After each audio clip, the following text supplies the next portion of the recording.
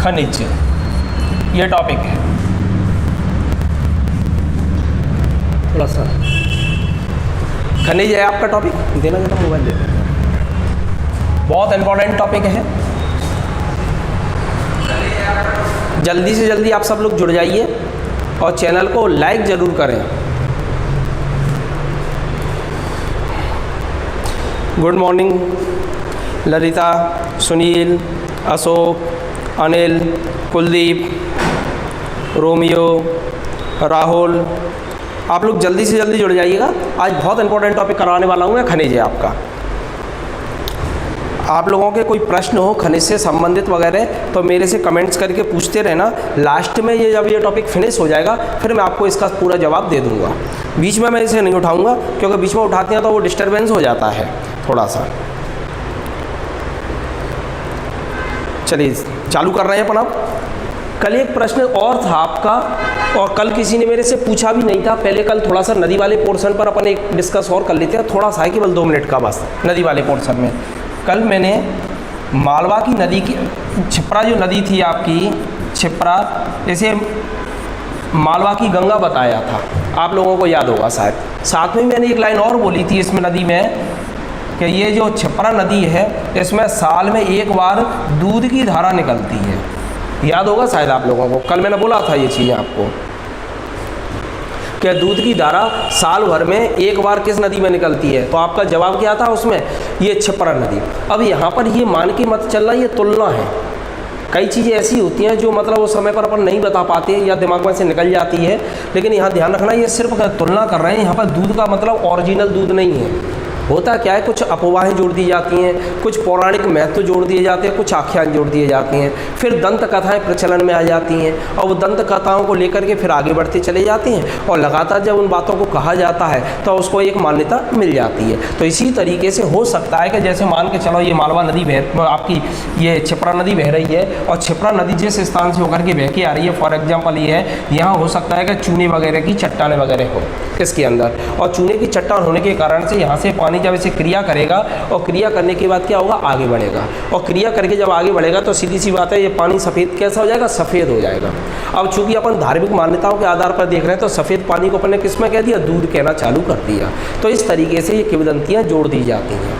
यहाँ दूध का मतलब ये नहीं है कि गाय का भैंस का दूध आपको यहाँ पर निकलता हुआ दिखे, यहाँ चूने का पत्थर हो सकता है। जैसे आपको याद होगा एक अपन ने पहले प्रश्न किया था, जो लोग पढ़ते थे उनको मालूम होगा, अंटार्कटिका में एक ब्लड फॉल है, खूनी झरना है, खूनी झरना। प्रश्न आता है जी आपका, खूनी झरना कहाँ स्थित है, तो ये अंटार्कटिका में स्थित है आपका खूनी झरना।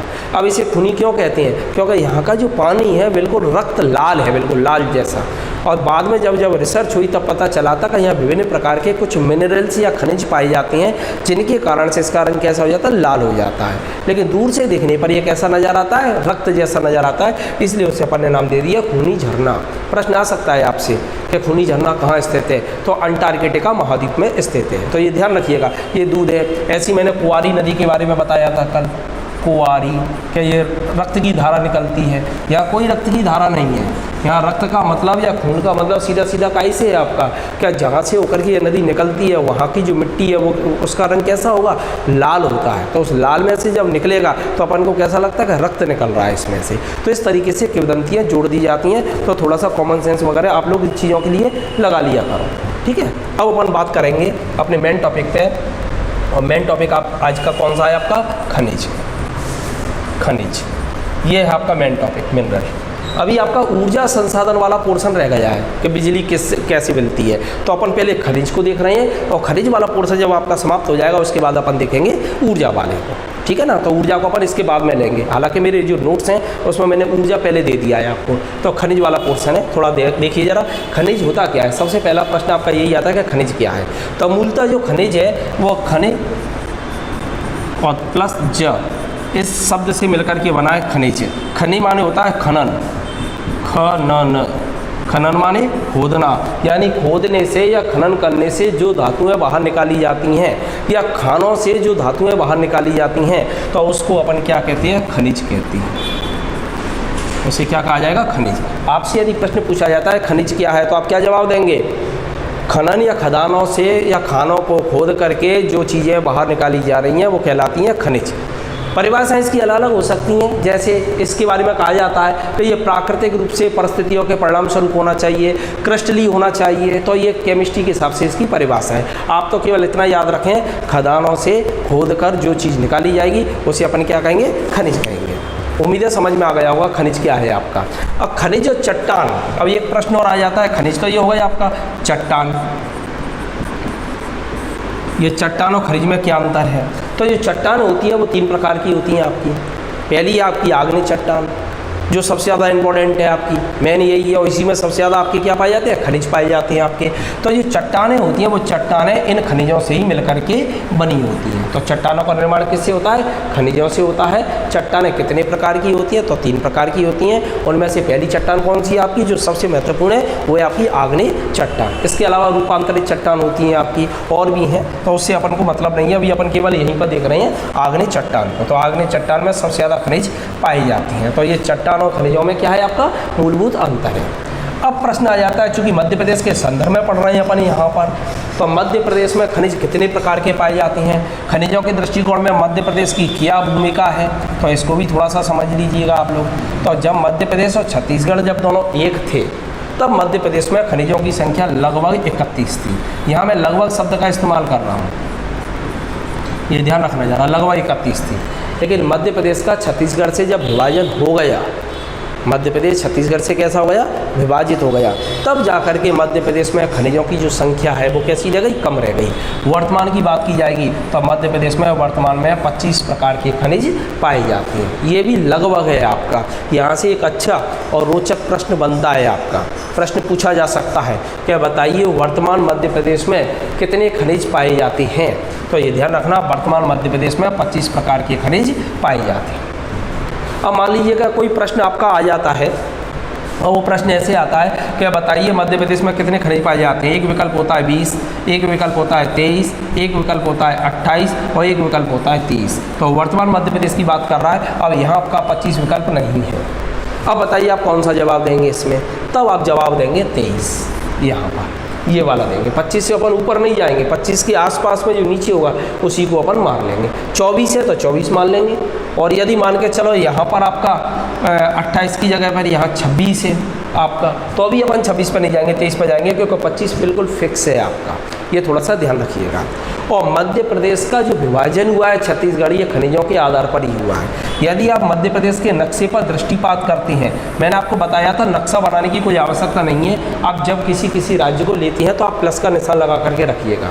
तो यहाँ पर इस वाले बेल्ट में था आपका छत्तीसगढ़, आपको याद होगा, ये वाला जो बेल्ट है वो छत्तीसगढ़ है आपका इस वाले बेल्ट में। और ये मध्य प्रदेश का कौन सा भाग है, पूर्वी भाग है आपका, ये पूर्वी भाग है मध्य प्रदेश का। और ये भाग है मध्य प्रदेश का आपका पश्चिम वाला भाग। तो ये प्रश्न आ जाता है आपका, बताइए मध्य प्रदेश में किस इलाके में सबसे ज़्यादा खनिज पाए जाते थे। तो मध्य प्रदेश के पूर्वी वाले भाग में खनिज ज़्यादा पाए जाते थे। और उद्योग धंधे जो थे वो सब अपन कहाँ लगा रहे थे, इस वाले इलाके में लगा रहे थे, इस वाले इलाके में। आज भी अपन मध्य प्रदेश की मैप को देखते हैं तो मध्य प्रदेश का पूर्वी वाला जो भाग है वहीं पर सबसे ज़्यादा खनिज पाई जाती है। तो यदि आपसे प्रश्न पूछा जाता है कि वर्तमान मध्य प्रदेश में सबसे ज़्यादा खनिज कहाँ पाई जाती हैं, तो आंसर होगा आपका पूर्वी मध्य प्रदेश में। मध्य प्रदेश से छत्तीसगढ़ अलग क्यों हुआ, यदि इस तरीके का प्रश्न आता है तब भी आपका जवाब होगा ये पूर्वी मध्य प्रदेश में खनिज बहुत ज़्यादा थे, लेकिन उद्योग धंधे जो लगाए जा रहे थे मध्य प्रदेश में वो कहाँ लगाए जा रहे थे, पश्चिम में लगाए जा रहे थे, यानी मालवा वाले इलाके में लगा रहे थे। इस कारण से इसका डेवलपमेंट तो बहुत अच्छा हो रहा था, लेकिन इस इलाके का डेवलपमेंट नहीं हो रहा था। इसी वजह से छत्तीसगढ़ के लोगों ने एक नारा दिया था उस समय पर, और नारा था छत्तीसगढ़िया सबसे बढ़िया।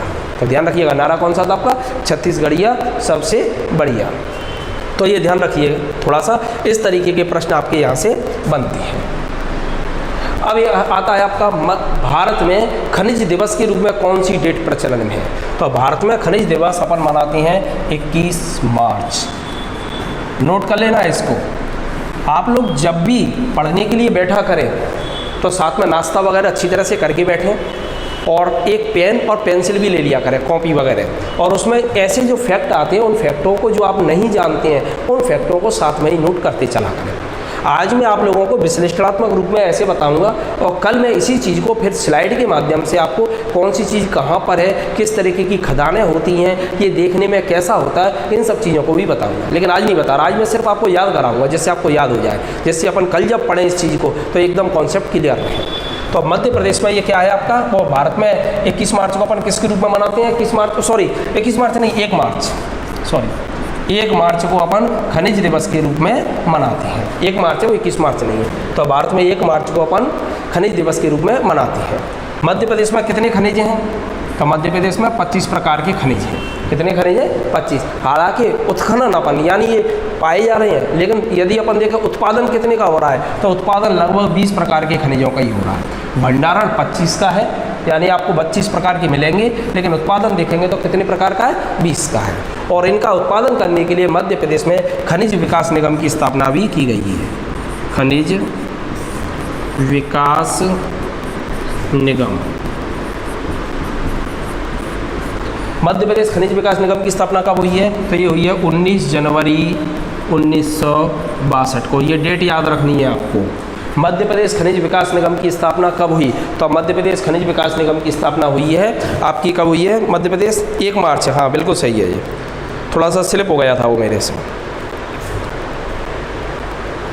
ये मध्य प्रदेश खनिज विकास निगम की स्थापना कब हुई है, 19 जनवरी 1962।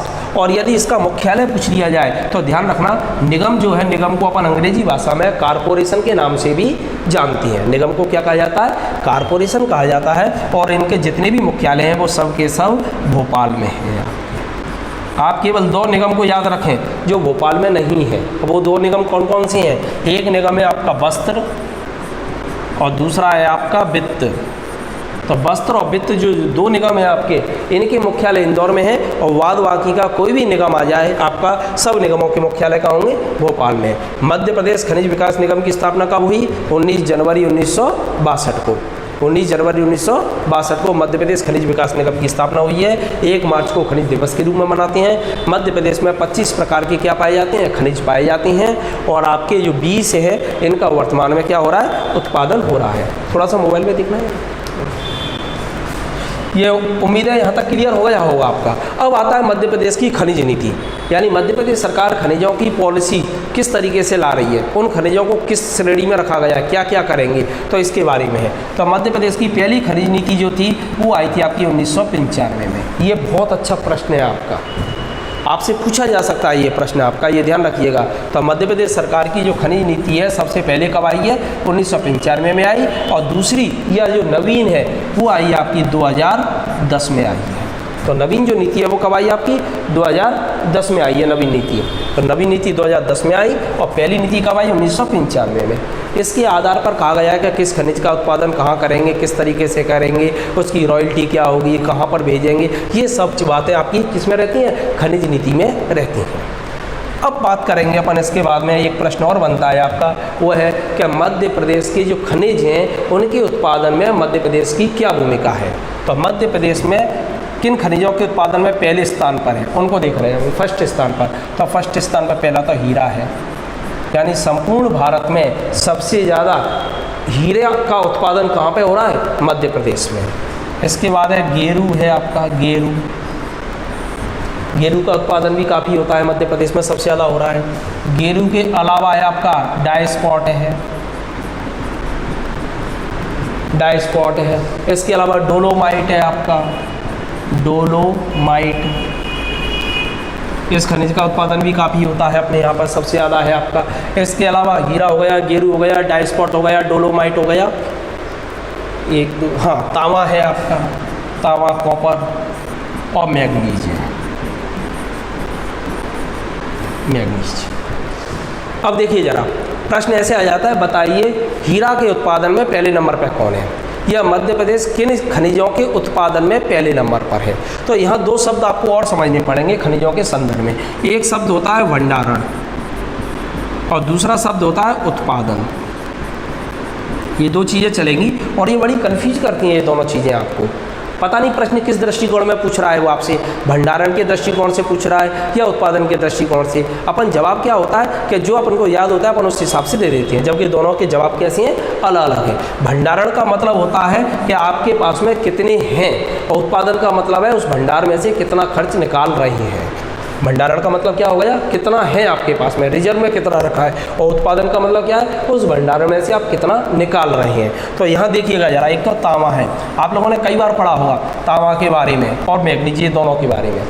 यदि अपन उत्पादन के दृष्टिकोण से देखें, उत्पादन सबसे ज़्यादा कहाँ हो रहा है, तो ध्यान दीजिएगा तांबा का उत्पादन मध्य प्रदेश में सबसे ज़्यादा है, और ये तांबे का उत्पादन मध्य प्रदेश में जो सबसे ज़्यादा है। जबकि आपने देखा होगा कई बार व्यापक में ये प्रश्न आया है तांबे के उत्पादन में पहले नंबर पर कौन है, और उसमें आंसर उन्होंने एमपी को माना था, है ना, क्योंकि जो उत्पादन में है अपन लोग पहले नंबर पे।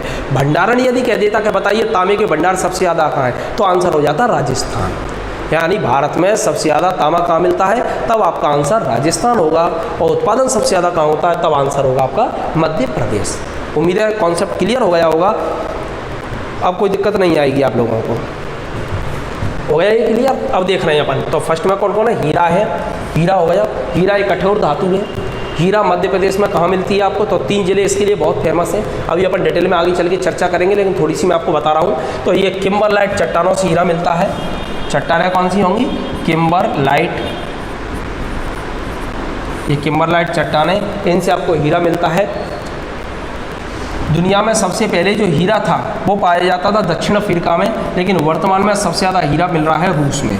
वर्तमान लोकेशन पूछी जाएगी कि दुनिया में सबसे ज़्यादा हीरा कहाँ पर है, तो आंसर आपका रूस हो जाएगा। कठोर धातु है, इतनी कठोर है कि यदि आप इसे हथौड़े से पीटेंगे और लोहे पर रख करके तो लोहे में निशान पड़ जाएगा, हीरे का कुछ नहीं बिगड़ेगा। हीरा ग्रे का कार्बन का अपर रूप होता है, यदि उसमें आग लगाएंगे तो वो जल जाएगा और कार्बन में बदल जाएगा। मध्य प्रदेश में जो हीरे की मेन खदान है वो है पन्ना में, दूसरा सतना आता है, और तीसरा आता है आपका छतरपुर में। रायपुर में भी देव खदान मिली थी आपको, और वर्तमान में भारत में केवल एक यंत्रीकृत खदान है जो काम कर रही है, वो है मझगवा। मझगवा, और ये मझगवा आपकी कहाँ पर आती है, पन्ना में। पन्ना सतना है तो उसके बॉर्डर पर है आपकी ये मझगवा खदान। ये यंत्रीकृत खदान है, यहाँ से हीरा निकल रहा है। आप लोगों ने गोलकुंडा का नाम सुना होगा, गोलकुंडा, गोलकुंडा। आप जल्दी से जवाब दें कि गोलकुंडा की जो खदान है वो हीरे के लिए जानी जाती हैं, ये वर्तमान में किस राज्य में है। आप ज़रा कमेंट करके मेरे को बताएं जरा कि गोलकुंडा की खदानें जो हीरे के लिए जानी जाती हैं वो वर्तमान में किस राज्य में है, किस राज्य में है, ज़रा जल्दी बताएं आप लोग। गोलकुंडा की खदानें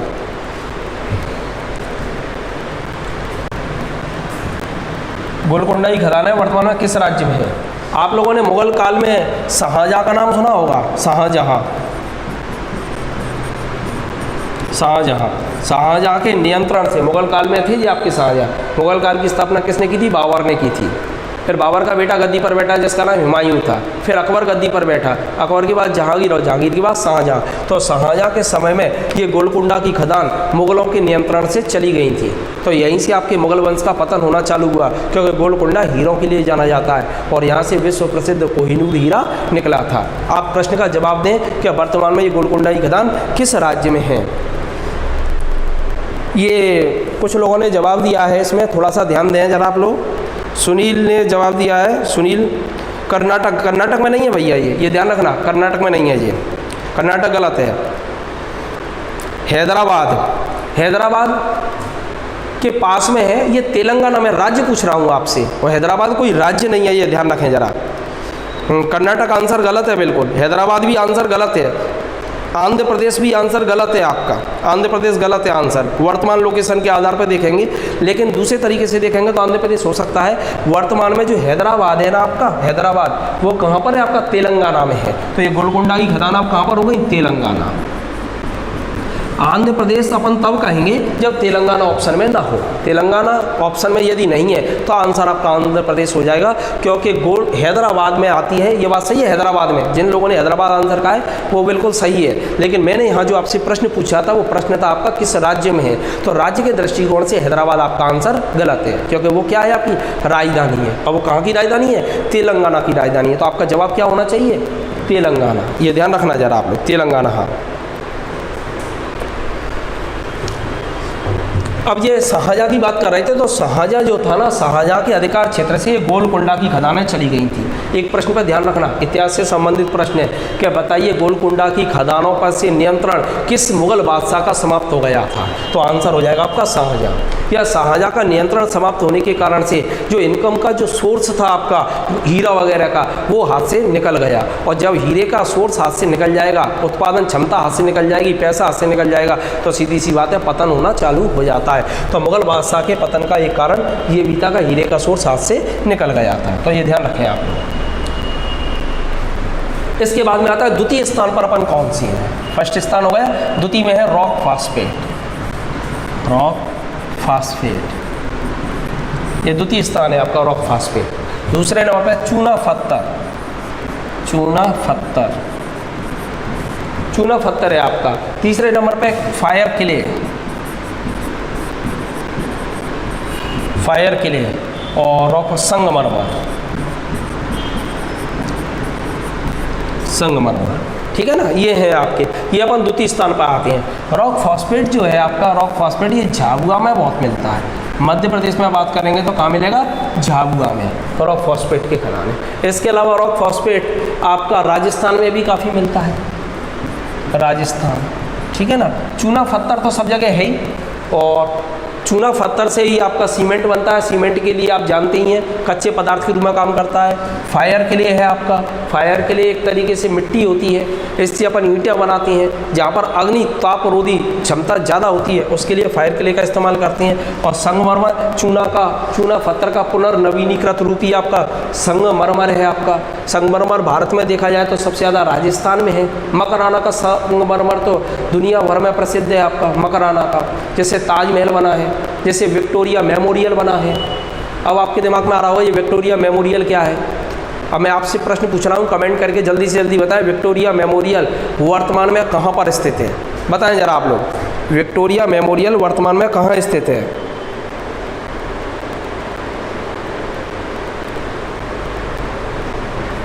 विक्टोरिया मेमोरियल कहाँ स्थित है? फायर किले, ये एक मिट्टी होती है फायर किले। किले माने होता है मिट्टी। इस मिट्टी की विशेषता क्या होती है कि इसमें ताप यानी टेम्परेचर को ज़्यादा से ज़्यादा सहन करने की क्षमता होती है। तो ऐसी जगह जहाँ ज़्यादा टेम्परेचर में काम करना होता है उस स्थान के लिए इससे ईंटें बनाई जाती हैं। अभी मैं दिखाऊंगा आप लोगों को, आज अपनी केवल विश्लेषणात्मक क्लास है, कल मैं इन सब चीज़ों को आपको दिखाता हुआ याद कराऊंगा तो और क्लियर हो जाएगा आपका। बताएं जरा जल्दी। हाँ, पश्चिम बंगाल, बिल्कुल सही है। ये विक्टोरिया मेमोरियल पश्चिम बंगाल में किस जगह पर है? तो ये कोलकाता में है, कोलकाता। विक्टोरिया मेमोरियल कहाँ पर है? कोलकाता में है, पश्चिम बंगाल में। और यहाँ पर आपका जो संगमरमर था, मकराना का संगमरमर था, उसका इस्तेमाल किया गया था। तो ताजमहल बनाने में दूसरे नंबर पे आपका विक्टोरिया मेमोरियल बनाने में इसका इस्तेमाल हुआ है, ये दूसरा है। तीसरे नंबर पे यदि अपन बात करें, थर्ड नंबर पे, तो थर्ड नंबर है आपका शीशा का। शीशा, अब यहाँ शीशा आप वो मत समझ लेना देखने वाला शीशा, ये धातु के बारे में बात कर रहे हैं। शीशा जैसे अपन लेड कहते हैं, लेड, जैसे अपन पीवी के नाम से भी जानते हैं, पीवी, शीशा कह दो, लेड कह दो, पीवी कह दो, ये एक धातु है। ये वाला शीशा निकलता है यहाँ से, कांच वाला शीशा नहीं है, वो अलग होता है, और ये अलग है शीशा, लेड धातु, पीवी। ये सबसे जहरीली धातु होती है आपकी शीशा, और यदि आप इसे लेते हैं श्वास के द्वारा, डीजल वगैरह के धुआं में पाई जाती है, तो आपकी इससे दिमाग खराब हो जाता है, दिमाग बस्ट हो जाता है, लिवर डैमेज होता है, किडनी खराब होती है। तो ये बहुत सारी बॉडी पार्ट्स को क्या करती है? नुकसान पहुंचाती है। तो ये थोड़ा सा ध्यान रखना आप इसको। तो ये तीन हो गए। चौथे नंबर पर बात करेंगे अपन, तो चौथे नंबर पर आ जाता है कोयला। कोयला के उत्पादन में मध्य प्रदेश की भूमिका कौन से नंबर की है? तो चौथे नंबर की है। उम्मीद है यहाँ तक समझ में आ गया होगा। अब प्रश्न आता है अयस्क क्या है, इसको भी समझ लीजिएगा। अयस्क क्या है?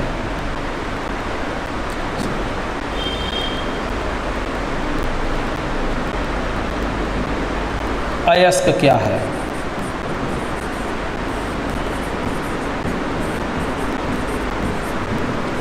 पहले मैंने बताया था आप लोगों को खनिज क्या है, अब बात कर रहे हैं अपन अयस्क क्या है। तो थोड़ा सा इसे समय है। तो खनिज अपन ने क्या पढ़ा था? खनिज में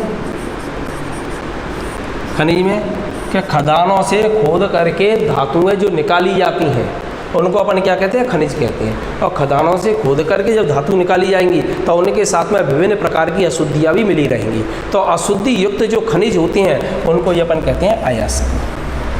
समझ में आ गया होगा। जैसे कोई चीज़ है आप खोद रहे हैं, खोद करके निकालेंगे तो उसके साथ में मिट्टी, कंकड़, पत्थर, बालू वगैरह सब उससे चिपके रहेंगे।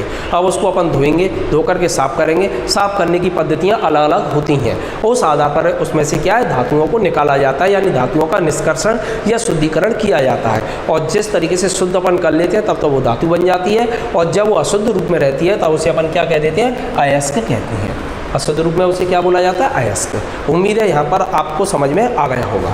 अब अपन बात करेंगे यहाँ पर भारत में सबसे ज़्यादा जो खनिज हैं वो किन चट्टानों में मिलेंगे।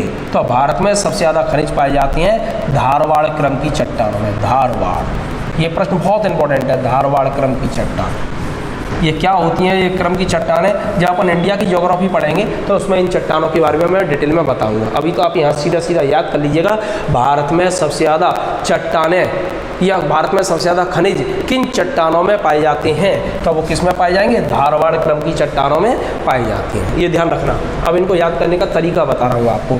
धारवाड़ क्रम की चट्टानों में जैसे सोना है, ये मिलता है, चांदी है, ये मिलती है आपकी, कोयला वगैरह नहीं मिलेगा इसमें, ठीक है ना। सोना, चांदी है, प्लेटिनम है।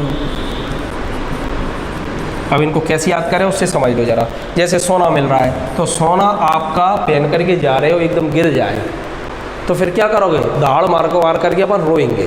तो ये धारवाड़, इसको ऐसे याद करना, धाड़ मार रहे हैं और धाड़ के अपन क्या कर रहे हैं, रो रहे हैं कि हमारा सोना खो गया, हमारा सोना खो गया। तो सोना, चांदी, प्लेटिनम, इस तरीके की जो धातुएं हैं वो सब आपको कहाँ मिलेंगी, धारवाड़ क्रम की चट्टानों में। उम्मीद है समझ में आ गया होगा आप लोगों की।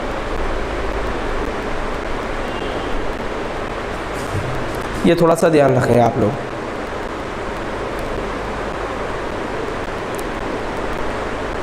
वीडियो नहीं दिख रहा है यहाँ से तो सही है भैया, थोड़ा सा देख लेना, नेट की प्रॉब्लम हो सकती है आपको। यहाँ तो स्पष्ट आ रहा है।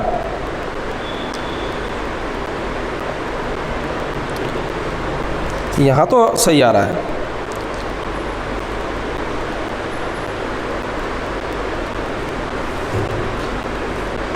ये क्लियर हो गया।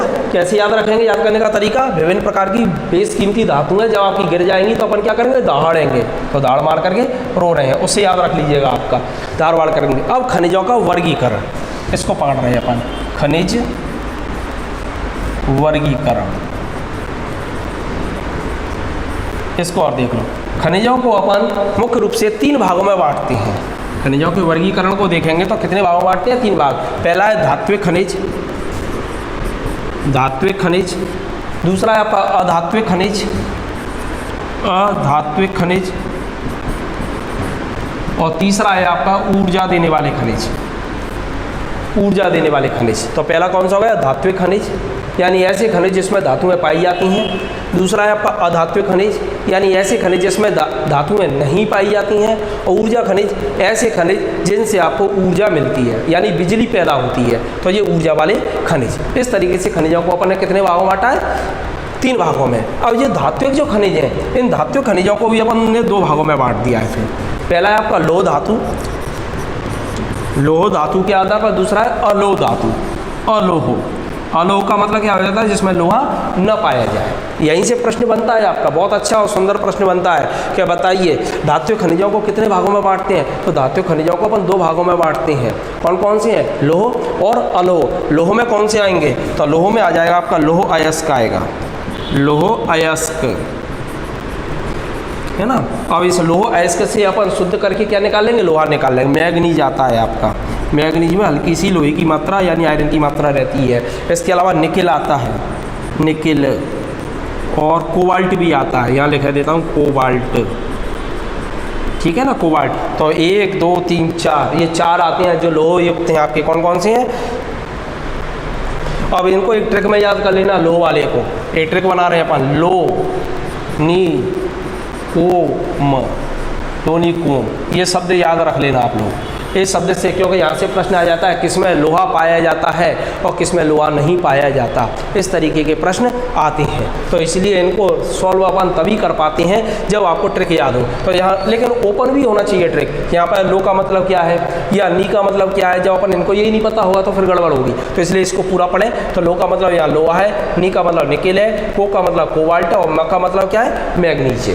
तो लोहा, निकेल, कोबाल्ट, मैग्नीज, इनमें लोहा होता है और इनके अलावा जो बच गए उनमें लोहा नहीं होगा। जैसे तांबा है, तांबा इसमें लोहा नहीं होता, ये अलोह धातु में आती है। सीसा है आपका, तांबा, सीसा, जस्ता है, बॉक्साइड यानी एल्युमिनियम है आपका, एल्युमिनियम या बॉक्साइड है। तो ये सब कौन सी हो जाएंगी आपकी, अलोह धातु के अंतर्गत आएंगी।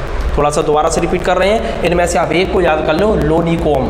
लोनीकोम, लो का मतलब क्या है, लोहा, नी का मतलब क्या है, निकेल, लोनीको का मतलब क्या है, कोबाल्ट और मै का मतलब क्या है, मैग्नीज। अब इसके अलावा जो बच गए उनमें तांबा, सीसा, जस्ता, एल्युमिनियम वगैरह आ जाएगी आपकी। अब आ जाता है आपका अधात्विक खनिजों में।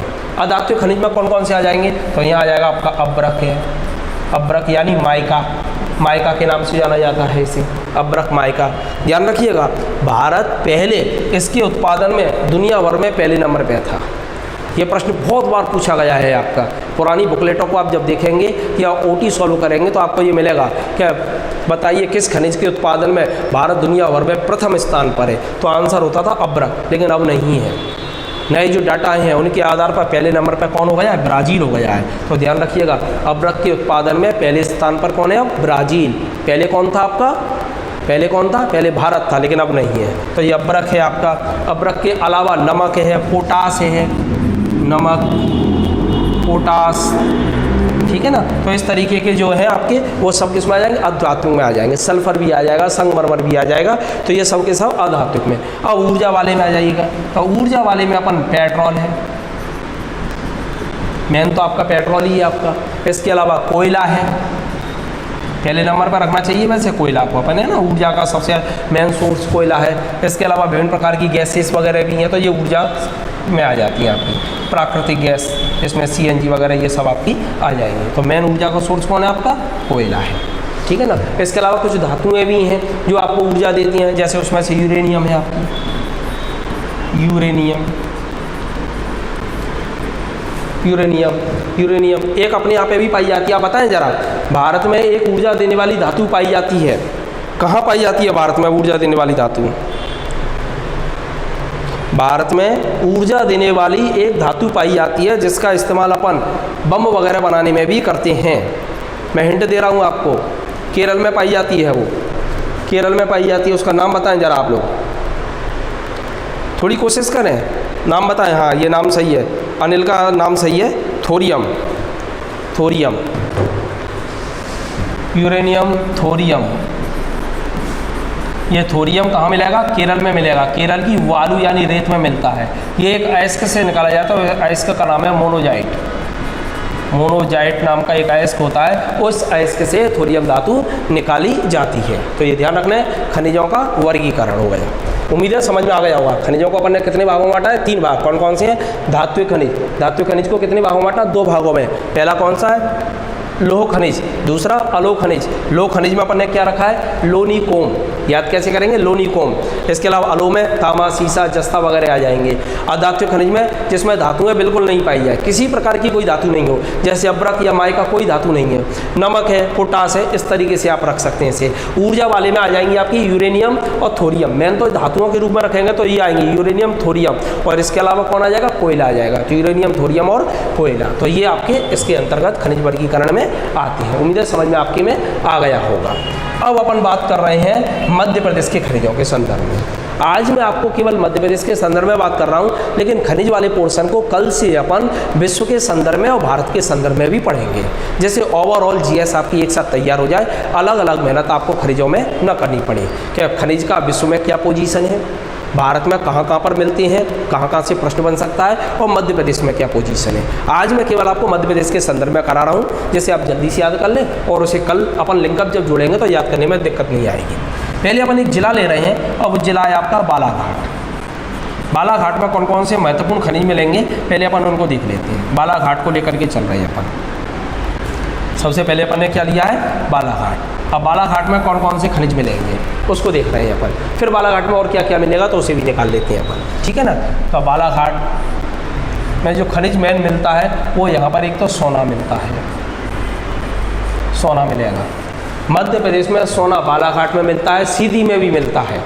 भारत में यदि सोने की बात करेंगे तो कर्नाटक में मिलेगा सबसे ज़्यादा, और दुनिया में यदि अपन बात करेंगे सोने की तो सबसे ज़्यादा सोना मिलता है आपका दुनिया में किस जगह पर मिलेगा सोना, सबसे ज़्यादा चीन में मिलेगा। तो भारत में सबसे ज़्यादा सोना कहाँ पर है आपका, भारत में बात करेंगे तो भारत में सोना कर्नाटक है। मध्य प्रदेश में सोना सबसे ज़्यादा कहाँ पर है आपका, मध्य प्रदेश में बात करेंगे अपन, मध्य प्रदेश में तो मध्य प्रदेश में सोना सबसे ज़्यादा बालाघाट, और बालाघाट के अलावा और कहाँ पर है आपका, तो ये सीधी में है। तो अपन अभी बालाघाट को याद कर रहे हैं जो इंपॉर्टेंट है, इसी को लेके चले। तो सोना, सोना के अलावा और क्या मिलता है यहाँ, तांबा भी मिलता है, तांबा अभी अपन डिस्कस कर चुके हैं। दुनिया में सबसे ज़्यादा तांबा मिलेगा चिली में, और चिली में एक बंदरगाह है जिसका नाम है एंटीफगास्टा बंदरगाह, वो तांबा निर्यातक बंदरगाह के रूप में भी जाना जाता है। इसके अलावा जो तांबा है आपका मध्य प्रदेश में बात करेंगे तो मध्य प्रदेश में ये तांबा सबसे ज़्यादा मिलता है बालाघाट में, और बालाघाट में मिलता है कहाँ पर, मलाज खंड में। इसके अलावा कटनी के सलीमाबाद में भी मिलता है आपका तांबा।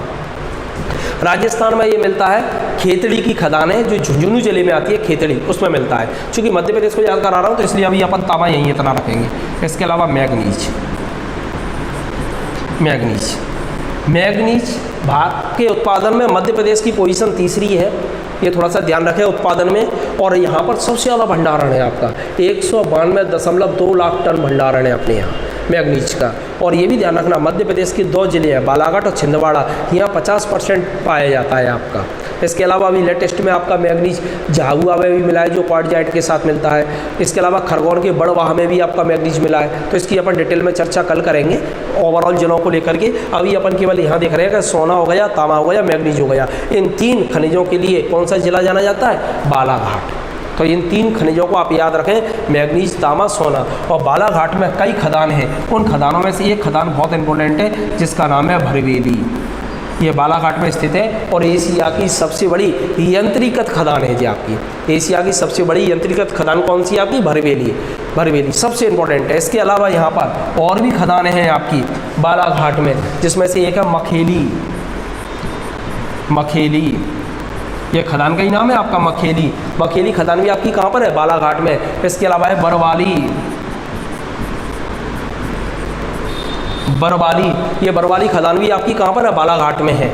इसके अलावा मैग्नीज की चल रही है जी आपकी सबके साथ, मखेली, बरवाली, तरोड़ी, तरोड़ी खदान भी है आपकी, तरोड़ी, तरोड़ी के अलावा नेमा वगैरह हैं, लेकिन वो अपन बाद में डिस्कस करेंगे। मेन आपकी कौन सी है, भरवेली है। तो ये मैग्नीज खदान हो गई। इसके अलावा बालाघाट में और क्या मिलता है उसको भी अपन ओवरऑल देखते हैं। बालाघाट किस नदी के किनारे अपन नदी पड़ी थी, बैनगंगा, बैनगंगा नदी के किनारे। कल अपन पढ़ चुके हैं बैनगंगा नदी को। बैनगंगा नदी कहाँ से निकलती है बताएं जरा, कल मैंने पढ़ाई थी। ये बैनगंगा नदी कहाँ से निकलती है बताएं जरा, आप लोग जरा जल्दी से जवाब दें। बैनगंगा नदी कहाँ से निकलती है, हाँ बिल्कुल सही है, चावल में भी है जी आपका। बैनगंगा नदी कहाँ से निकलती है, कल बताया था मैंने आप लोगों को, ये सिवनी से निकलती है, सिवनी, सिवनी में एक रजोला ताल है वहाँ से निकलती है बैनगंगा नदी। इस तरीके से आती है और बैतूल के वर्धन पर्वत से निकल के आती है वर्धा नदी। इन दोनों नदियों का संगम कहलाता है प्राणहिता। इन दोनों नदियों का संगम क्या कहलाएगा, प्राणहिता कहलाता है आपका। तो आगे चल करके फिर ये नदी मिल जाती है गोदावरी में जा करके मिल जाती है। तो यहाँ पर आपका कौन हो गया, ये बैनगंगा है। इसके अलावा यहाँ चावल का उत्पादन बहुत ज़्यादा होता है, चावल मध्य प्रदेश में चावल का प्रोडक्शन सबसे ज़्यादा बालाघाट में होता है। इसके अलावा एक नाला भी है जिसका नाम है मुरम नाला, मुरम नाला। तो ये भी आपको कहाँ मिलेगा, बालाघाट में। मध्य प्रदेश का एकमात्र नक्सली जिला है ये, नक्सली। अब ये नक्सली क्या होते हैं, नक्सलवाद क्या होता है, इसके बारे में जब मैं ट्राइब यानी जनजाति वाला पोर्शन पढ़ाऊँगा आपको, तब इसके बारे में इसका पूरा कॉन्सेप्ट और अवधारणा आपको बताऊँगा। तो ये नक्सली हो गया आपका, नक्सली। इसके अलावा यहाँ जंगल बहुत ज़्यादा है। मध्य प्रदेश में सबसे ज़्यादा वन किस जिले में है, तो आंसर आपका होगा बालाघाट में है, ठीक है ना। तो ये ध्यान रखिएगा, ये बालाघाट से संबंधित कुछ प्रश्न बन जाती हैं। इस तरीके के छोटे छोटे फ्लो चार्ट आप बनाइएगा तो जल्दी से जल्दी आप रिवाइज कर सकते हो। पुराना क्या निकल चुका है तो उसके बारे में भी अपन को पता चल जाता है। जैसे यहाँ पर कौन कौन सी परियोजना है, तो यहाँ बावनथड़ी परियोजना है, बावनथड़ी बालाघाट में ही आपकी बाघ परियोजना है आपकी, ये दोनों वैनगंगा नदी की सहायक नदियों पर बनी है। बावनथड़ी परियोजना, बाघ परियोजना, ये बालाघाट में है। इसे याद कैसे करेंगे, अब याद करने का तरीका, इन सबको कैसे जोड़ेंगे, तो अब बालाघाट में बाला शब्द आ रहा है। कहाँ, यहाँ पर लड़कियों की संख्या ज़्यादा है। मध्य प्रदेश में सबसे ज़्यादा लिंगानुपात वाला जो जिला है वो आपका कौन सा है, बालाघाट है। और लड़कियों की संख्या ज़्यादा है, लड़कियाँ यानी कौन हो गई, बाला है। और लड़कियों को अपन क्या कहते हैं, बहन, तो बहन से क्या हो गया, बहन। लड़कियाँ क्या कर रही हैं, चावल की खेती कर रही हैं, तो ये क्या हो गए, चावल हो गए आपके। और आपको याद होगा महिलाओं की आदत होती है सोना पहनने की, तो ये सोना यानी आभूषण पहनने की। और आभूषण यानी जो सोना होता है वो प्योर गोल्ड कितने का होता है, कैरेट कितनी है, 24 कैरेट का। लेकिन ये मुलायम होता है, इसमें इतना नहीं बना सकते अपन, क्या चीज़, धातु मिलानी पड़ेगी आपको इसमें। तो अपन सोने में काय की धातु मिलाते हैं, तांबे की, तब जा कर के सोने से अपन आभूषण बनाती हैं। और महिलाएं कभी किसी को आभूषण देती हैं पहनने के लिए, नहीं देंगी, तो क्या कहती हैं, मैं पहनूंगी। मैं से क्या आ जाएगा, मैग्नीज। कैसे याद रखेंगे अपन इसे, याद करने का तरीका देख लीजिएगा। महिलाएं यानी बालाएं सबसे ज़्यादा हैं आपकी। मुरैना में कोई भी बुक नोट्स वगैरह मेरे लेने हो तो कोचिंग पर ही मिलेंगे।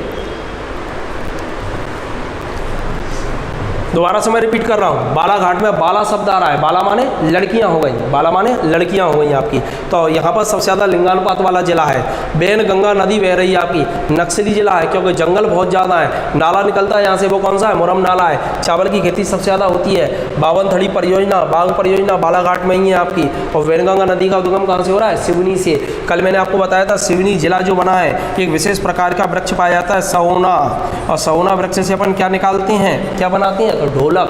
सौना वृक्ष से क्या बनती है, ढोलक बनती है, ये ध्यान रखना। और ये आभूषण, ये इस तरीके से याद अपन रख सकते हैं। उम्मीद है आपकी समझ में आ रहा होगा इस तरीके से।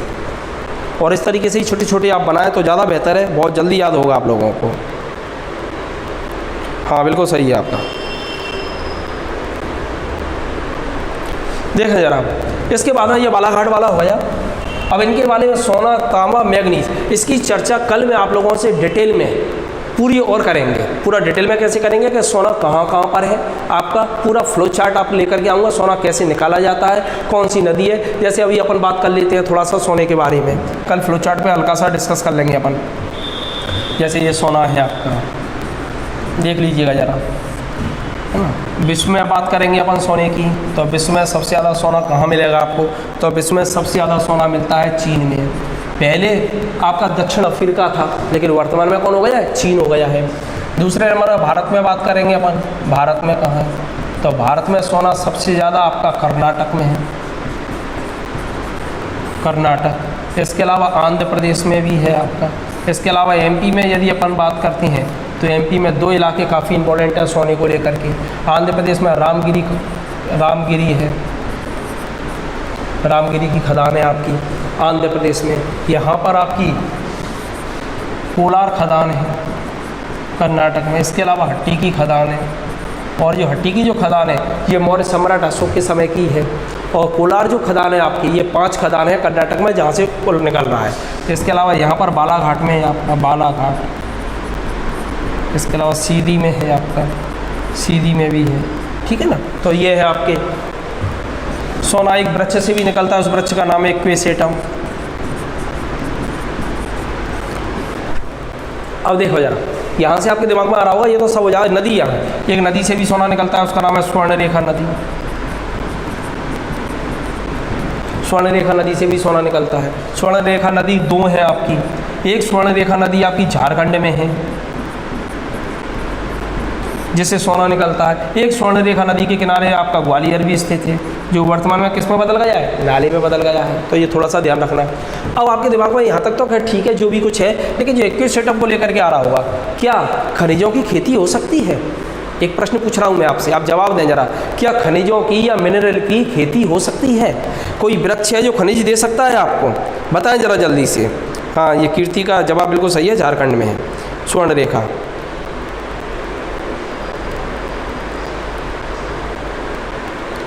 ऐप आ चुका है, बस अब उसमें से 1 या 2 दिन में उसको लॉन्च कर देंगे ऐप को। ऐप आ चुका है, क्लियर हो चुका है, अब कोई ज़्यादा समस्या नहीं है ऐप को लेकर के, केवल थोड़ा सा टेस्ट सीरीज़ को लेकर के है, तो एक आध दिन में बस उसमें टेस्ट डालना और सीख लूँ मैं, और उसके बाद मैं आपको पासवर्ड वगैरह बता दूंगा और आप फीस भी सबमिट कर दीजिएगा, तो जिससे मैं आप लोगों को अन्य क्लासेस भी चालू कर सकूँ। समाज सेवा बहुत हो गई। अब PDF में की जगह पर आप बुकलेट ले लें तो ज़्यादा बेहतर है। बताएं ज़रा आप लोग, कपास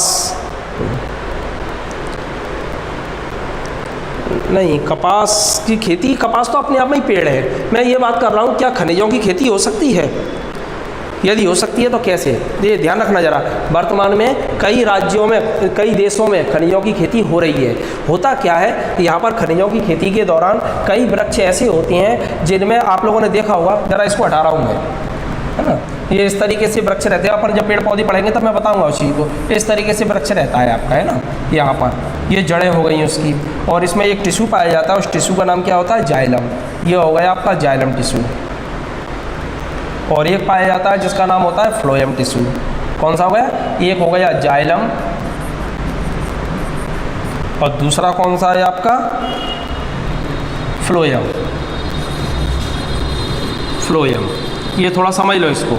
ये दो ऊतक होते हैं आपके, समान ऊतक जिसे कहते हैं, वास्कुलर टिश्यू के नाम से जाना जाता है, वृक्षों में पाए जाते हैं। एक जाइलम होता है, फ्लोएम होता है। जाइलम का मुख्य कार्य होता है पानी और खनिज लवण जो ज़मीन के अंदर हैं उनको सकेंग करके वृक्ष तक ऊपर पहुंचाना, और फ्लोएम का मुख्य कार्य होता है जो पत्तियां होती हैं उन पत्तियों के द्वारा जो भोजन निर्मित हुआ है उसे पूरे वृक्ष में फैलाना। तो यह पानी को अपन क्या कहते हैं, जल कहते हैं, तो ज से ज, और ये जाइलम में भी ज शब्द आ रहा है। और खनिज लवण वगैरह जो होते हैं आपके, खाद वगैरह जो होती है वो अपन किस में देते हैं, इसमें देते हैं। प्रश्न आपका ऐसे ही पूछ सकता है, खनिज लवणों का अवशोषण बताइए वृक्ष किस ऊतक के माध्यम से करते हैं, तो जाइलम के द्वारा। खाद वगैरह को कैसे लेकर के जाते हैं, जाइलम द्वारा। पानी को कैसे लेके जाएंगे, जाइलम के द्वारा। अब मान लीजिएगा अपन ने जो इक्विसेटम का वृक्ष है या जो अन्य वृक्ष है वो उस इलाके में लगा दिए जिस इलाके में उस प्रकार के खनिज बहुत ज़्यादा पाए जाते हैं, तो ये छोटे छोटे खनिजों को क्या करेंगे, अवशोषित करेंगे। अवशोषित करके ये जाइलम के अंदर चले जाएंगे ऊपर, और जाइलम में जब अंदर तक पहुँच जाती हैं तो विशेष प्रकार के कुछ यंत्र बना लिए, उससे पता चल जाता है कि इनके जाइलम में कितना खनिज आ गया है। और यदि उनके जाइलम में खनिज काफ़ी आ गया सकिंग करके तो उस वृक्ष को काटते हैं, और काटने के बाद उसे जलाते हैं, और जलाने के बाद राख बचती है, उस राख में ये क्या मिल जाता है आपका, वो खनिज आपको मिल जाता है। इस तरीके से उन खनिजों की खेती की जा रही है कई देशों में। तो ये समझ में आ गया होगा। तो इक्विसेटम वृक्ष जो है आपका,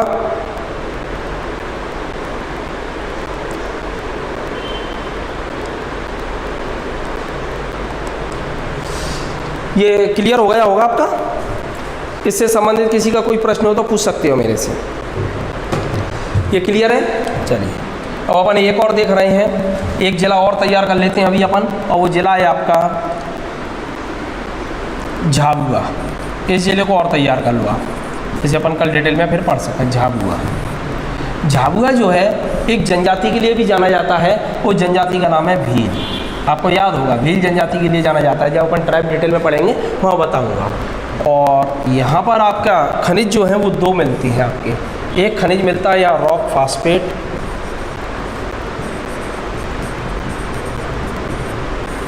रॉक फास्फेट काफ़ी मिलता है यहाँ, और दूसरा मिलता है एस्बेस्टस। ये वाला खनिज भी काफ़ी मिलता है। रॉक फास्फेट, एस्बेस्टस, ये झाबुआ में सबसे ज़्यादा मिलता है। और झाबुआ का एक औद्योगिक शहर भी है, जब इंडस्ट्री वाला पोर्शन पढ़ेंगे उस समय अपन बात करेंगे, वो है आपका मेघनगर। मेघनगर ये इनका इंडस्ट्रियल एरिया है। तो ये झाबुआ हो गया आपका। झाबुआ में जनजाति कौन सी पाई जाएगी, तो भील जनजाति है। और रॉक फास्फेट मिलता है, एस्बेस्टस। एक प्रश्न और आया था आपका, झाबुआ से जिला कौन सा लगा हुआ है, तो आप जानते हैं अलीराजपुर। वो अलीराजपुर कहाँ पर है, झाबुआ के ऊपर है या नीचे है, झाबुआ के किस दिशा में है, जरा जवाब दें आप लोग। अलीराजपुर झाबुआ के किस दिशा में है आपके, जरा जल्दी से जल्दी जवाब दें आप लोग। हाँ, फर्टिलाइजर के लिए है। झाबुआ, अलीराजपुर झाबुआ की किस दिशा में है, उत्तर दिशा में, बिल्कुल सही है। और आपको मालूम होगा जो नर्मदा नदी है वो कहाँ से निकलती है, नर्मदा नदी अलीराजपुर से। तो ये झाबुआ कहाँ हो गया, ऊपर उत्तर में, और नर्मदा नदी कहाँ होगी, झाबुआ के दक्षिण में। तो ये प्रश्न आया था, तो थोड़ा सा इसको भी ध्यान रखना। भील जो जनजाति है आपकी, भील जनजाति, ये जो जनजाति है भारत में सबसे ज़्यादा पाई जाती है और मध्य प्रदेश में भी संख्या की दृष्टिकोण से सबसे बड़ी जनजाति कौन सी है? भील है। इन्हें वनपुत्र भी कहा जाता है, वनपुत्र। और इनका जो मुख्य त्यौहार है, उत्सव है, वो है भगोरिया। बहुत इंपॉर्टेंट है, कभी आगे अपन इन पर चर्चा करेंगे। तो यहाँ तो अभी अपन भील को लेकर चल रहे हैं। झाबुआ अलीराजपुर में सबसे कम पढ़े लिखे लोग हैं जो आपके भील यहाँ पर। तो ये आजकल इनका एक देवता है जिनकी ये बहुत पूजा करते हैं, उन देवता का नाम है भंगरादेव। तो ये भी ध्यान रखना है आप लोगों को कि ये भंगरादेव किन के देवता है? तो भीलों के हैं। तो जो भंगरादेव हैं वो आजकल बदल गए हैं, नया मौसम आ गया है आपका। तो पहले तो क्या था कि परंपरागत उत्सव वगैरह में स्थान भाग लेते थे, लेकिन अब नहीं ले रहे। आजकल वो रॉक म्यूजिक सुन रहे हैं। तो भंगरादेव कौन सा म्यूजिक सुन रहे हैं? Rock music. तो ये रॉक फॉस्फेट में रॉक निकाल लिया, और रॉक म्यूजिक जब सुनेंगे, परंपरागत गान वादन वगैरह सब बंद कर दिया, रॉक म्यूजिक सुनेंगे तो मेघ क्या होंगे? बरसेंगे। तो मेघ यानी बादल बरस रहे हैं, और बादल जब बरसेंगे तो ये क्या कर रहे हैं? ऐस कर रहे हैं। तो ऐसे क्या आ जाएगा? एस्बेस्टस। तो ये ध्यान रखना, भंगरादेव भीलों के देवता हैं आपके। रॉक म्यूजिक सुन रहे हैं, जैसे मेघ बरस रहे हैं, और मेघ बरसने की वजह से क्या कर रहे हैं? ऐस कर रहे हैं। तो ऐसे क्या हो जाएगा? एस्बेस्टस। तो इस तरीके की छोटी छोटी स्टोरियाँ आप लोग बना लिया करो, जैसे आपको याद करने में आसानी रहेगी। उम्मीद है ये समझ में आ गया होगा। कल मैं आप लोगों को भारत के संदर्भ में भी खनिजों को पढ़ाऊंगा। आपके पास में मेरी ज्योग्राफी वाली बुकलेट होगी, उस बुकलेट को भी आप तैयार करें साथ में कल, और मध्य प्रदेश के खनिजों को भी पढ़ें। तो दोनों खनिजों को अपन एक साथ में फ्लो चार्ट में लेंगे, जिससे मैं आपको दिखाता भी जाऊँगा, तो याद करने में आपको दिक्कत ना आए। उम्मीद है समझ में आ गया होगा। ऐप को लेकर के जो आप कह रहे थे, वो ऐप बनकर के तैयार हो चुका है। 4-5 दिन में वो प्ले स्टोर पे आ जाएगा। अभी मेरी जो वेबसाइट है digitalshivclasses.com नाम से, उस पर वो ऐप है। चाहो तो आप उसे डाउनलोड कर लीजिएगा, और डाउनलोड करने के बाद उसमें से मैं पासवर्ड और आपका यूज़र नेम वगैरह वो आपको दे दूंगा, और उसके बाद में फिर अपन ऐप के माध्यम से पढ़ाई चालू करेंगे। फिर 2-3 क्लासेस और चालू हो जाएंगी। एक साइंस की भी मैं आपको चालू करने वाला हूँ क्लास, और शाम के समय पर मैं एक ऑब्जेक्टिव क्लास भी चालू करने वाला हूँ आप लोगों के लिए, क्योंकि जो पढ़ाते जा रहे हैं तो उनको अपन ऑब्जेक्टिव के माध्यम से सॉल्व ही करें बैठ के। तो बस 1-2 दिन में वो प्रोग्राम भी चालू हो जाएगा आपका। तो आप जल्दी से जल्दी उसमें से जुड़ें। हाँ, कृपया लाइक ज़रूर करें, जिससे हमें ये लगे कि वास्तव में आप पढ़ रहे हैं और आगे भी अच्छा करने की कोशिश करें। अच्छा, एक चीज़ और बताएं ज़रा आप मेरे को, अभी कमेंट्स करके बताएं तो ज़्यादा बेहतर होगा कि ये मैं फ्लो चार्ट आपको इस तरीके से बना करके पढ़ा रहा हूँ, वो ज़्यादा बेहतर है, या मैं जो चित्रों के माध्यम से आपको कराता हूँ, या दोनों को मिला करके करूँ। तो उसका यदि आप और बताएंगे तो ज़्यादा बेहतर होगा।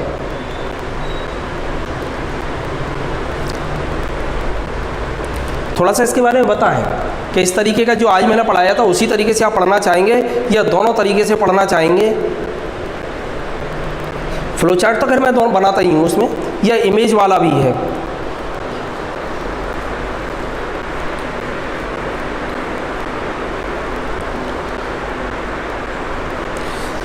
ठीक है मोहम्मद, दोनों के साथ में ही, मैं दोनों को साथ में लेकर के चलूँगा। अपन टाइम थोड़ा सा और बढ़ा लेंगे, जैसे ही ऐप आ जाएगा तो अपना जो टाइम है वो थोड़ा सा जैसे कम रहता है, तो अपन 2-3 घंटे की क्लासेस कर लेंगे, तो उसमें जल्दी कवर हो जाएगा, बहुत अच्छा कवर हो जाएगा। दोनों को साथ में लेकर के चलूँगा, ठीक है ना। आज के लिए इतना ही है। लाइक ज़रूर करें, उसे शेयर करें, और चैनल को सब्सक्राइब कर लें। धन्यवाद, आज के लिए इतना ही है।